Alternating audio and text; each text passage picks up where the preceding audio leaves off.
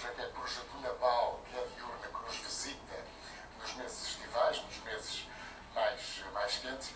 Mas estas avezinhas tão maravilhosas e tão interessantes, nós vamos hoje falar, têm realmente muito má fama em algumas culturas. Tem má fama é essa? Pio da coruja que anuncia a morte. Vamos tentar desfazer. Não é? Mau agouro, bruxarias, feitiçarias, no fundo as lendas, aquela magia negra, curiosamente, as poções, unhas de mocho, asas de morcego, uma coisa terrível. Mas simultaneamente também são tidas com muita inteligência. Exatamente. Sabedoria, de cultura em cultura. Há várias culturas realmente que as têm, que é o lado da Espanha, já vamos falar.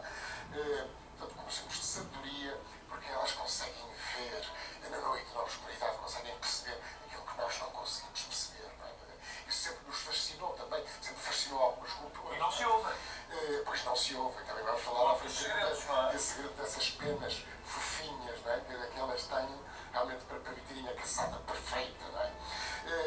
Portanto, inteligência, sabedoria, astúcia, nós inclusive na nossa infância, nos livros, até à quarta classe, não é? E dos livros de contos e lendas infantis, associamos sempre, não é? Vemos lá o mocho em cima da árvore com um livro, não é? Às vezes até, bom, alguns com óculos, exatamente, alguns com os óculos de ler, curiosamente. Na ponta do bico. Olha, por exemplo, Atena, realmente a deusa grega da guerra e da sabedoria, tinha um mocho como mascote, por exemplo. Depois, em Espanha, como há bocado estava a referir, os mochos têm realmente, há mochos como este, de todas as formas e feitios, acredita-se realmente, dão sorte. Tal, há muita gente que faz coleção de figuras de sim, eu não tenho muitas, tenho algumas, esta é uma delas. Depois, Aqui para Portugal, quantas espécies? temos, no mundo há 250 espécies de aves com hábitos noturnos. Portanto, não são 250 espécies de mochos e de corações. Há outros, os baquibós, temos de falar, mas aqui há 7 espécies de corujas e mochos.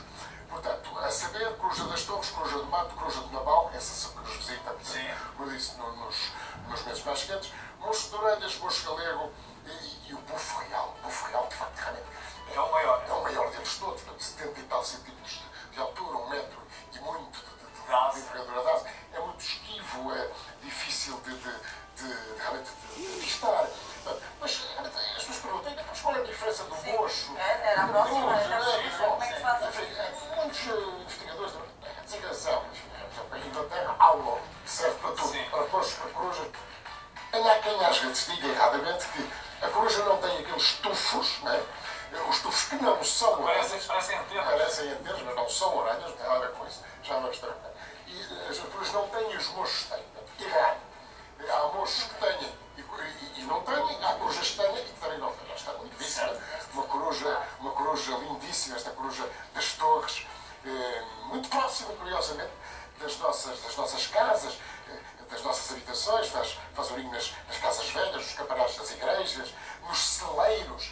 É curioso, o barn owl, coruja do celeiro, não é? Depois, nota a audição. É muito importante nestas espécies a audição. Portanto, elas quase que, através da audição, conseguem ver aquilo que ouvem, o mínimo ruído. E é por isso também que tem aquela rotação quase 360 Pois, na cabeça. nós vamos tentar. Não temos. 270 graus, portanto, elas podem voltar ao local de origem. Porque os olhos são grandes, se fossem comparados com um humano, seriam olhos do tamanho de laranjas ou toranjas. Portanto, é curioso, não é? Em relação ao tamanho da cabeça. Portanto, elas criam então uma imagem visual daquilo que ouvem, um pequeno ratinho, por exemplo. Falamos da coruja lapónica, que não existe cá, existe lá para cima para os telefones. Lapónia, não é? Portanto, é uma coruja grande, com um disco facial muito pronunciado também. O disco facial é curioso porque serve como uma espécie de radar, não é? Uma espécie de antena parabólica. Qualquer som que lhe chegue, portanto, entra pelos orifícios, pelos pavilhões auriculares, ao contrário de nós, não são simétricos. Portanto, elas têm um buraquinho aqui, outro mais aqui. Ou seja, o que vem dali, vem e há aqui uma certeza absoluta do sítio onde está, neste caso, por exemplo, a presa. Ratos, por exemplo, na noite, na escuridão, portanto, os mochos, as corujas comem os ratitos e são muito úteis, portanto, para nós, porque realmente os ratos contaminam e trazem doenças. Mas esses orifícios auriculares são muito certos. A visão apurada, binocular, tridimensional, realmente, que nos dá realmente essa possibilidade. Visão noturna. A visão noturna, não é verdade? Porque elas têm, portanto, esses olhos, uma fotossensibilidade extraordinária. Aliás, como aos gatos também. Os gatos, com um mínimo de luz, também veem muito bem, não é?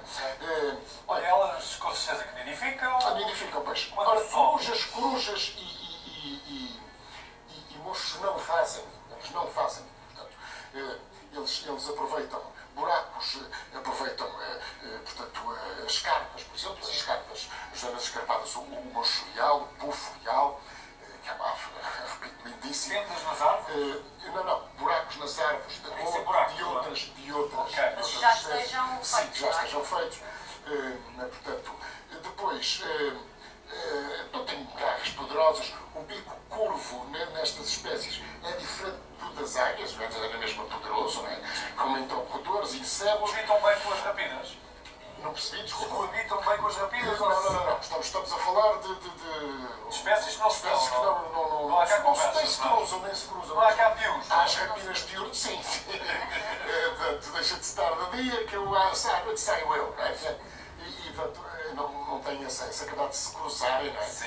Depois então, estavas a falar da produção de 3 a 4 ovos, depende muito também da disponibilidade de alimento. Aves que também, tal como algumas rapinas diurnas, percebem se há, enfim, ratos em quantidade, e depois com certeza mais facilmente reproduzem. São efetivamente inteligentes? São efetivamente inteligentes, porque a estratégia de caça destas aves é extraordinária. Por exemplo, essa coruja lapónica, estamos a ver uma coruja das neves, também é muito bonita. Portanto, o que é que acontece? Ela consegue capturar ratos a largas centenas de metros, está em cima de um cepo de uma árvore, consegue definir uma estratégia de captura. Ratos ou arganazes que estão por debaixo da neve, não estão à vista sequer.